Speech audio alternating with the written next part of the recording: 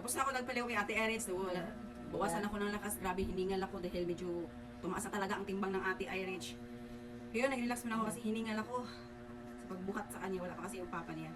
Kaya may dumaan nga naglako ng suman. Bumili na lang ako. Hati kami ni Ate Iris kasi mahal man ang nilako nila. 50 man. Ay, 3.50. Mahal ba yun? Kasi para sa akin, mahal eh. Siguro mahal para sa akin dahil wala. Kulang sa budget. 50, 3 piraso. Pero okay naman, worth it naman siguro. Masarap yun. Titikman ko pa lang pa. Kaya, titikman ko. Sarap mo. Sarap nga. Kamuting kahoy. Kamuting kahoy. Tuman sa kamuting kahoy. Sarap sa kamuting kahoy. Grabe yung ano. Kaya ako kasi, hanggat maaari, bawal ako magbuhat-buhat. Ayaw mga sa review. May ano ako, may hirap ako sa paghinga ba. Good morning. Tapos may diferensya yung aking lungs. Kaya struggle sa akin pag nagpaligo kay Ate Iris.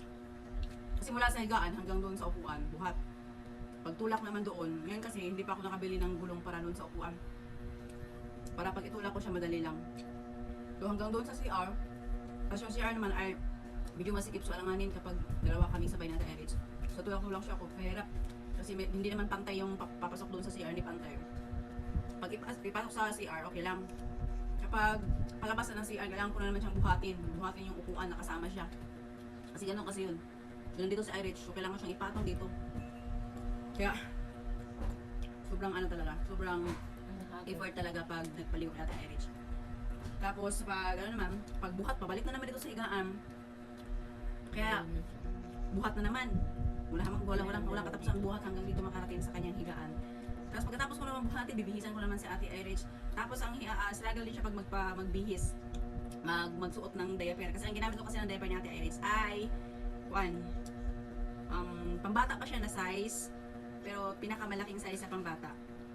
Kasi medyo mas mahal kasi yung adult diaper. Tapos ilang piraso lang yun. So nagtitipid ako kasi wala pa ako sapat na budget para sa adult.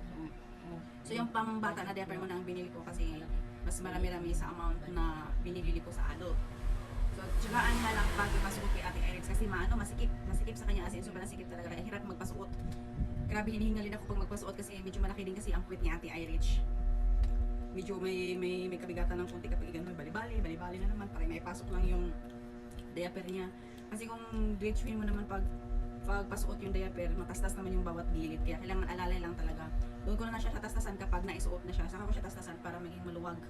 Mag-iwan na lang ako ng konti dito para may kapitan sa kanya. Yun na yung pinaka-panty ng Ate Iris, ang diaper. Kaya, sobra. Tapos okay lang sana kung yun na yung gagawin ko. Tapos meron akong gagawin pagkatapos ko magpaliw kay Ate Iris, ako naman ay maglaba. Maglaba na naman ako kasi meron akong labahan. Maglaba na naman ako yung uniform ng ama Ano niya. na tulad po sa mga biya?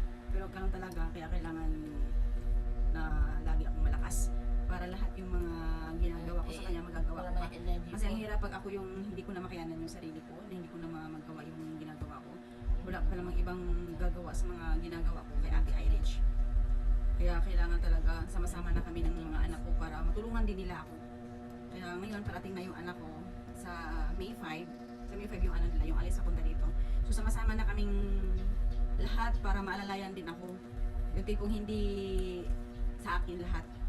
Para pag halimbawa nakatuto ako kay Ate Iris, mauutusan ko sila sa ibang bagay na dapat gagawin ko, sila na yung gagawa. Hindi naman, simple lang naman yung gawain para naman mabawas-bawasan yung gawain ko kasi hindi kaya talaga ng katawan ko. Kasi ako din kasi ay meron din karamdaman, tapos inaalagaan ko ang Ate Iris. So kailangan ko din ingatan yung sarili ko. Pero laban lang kami ni Ate Iris. Ganun talaga ang buhay. Mayroong mga pagsubok na dumarating at may pagsubok na hinaharap. Pero kailangan labanan at kasamang my prayer. May kasamang my prayer para may guidance sa bawat galaw, sa bawat gawain na makayanan. That's it for this video. Thank you so much. Bye! This video. Bye!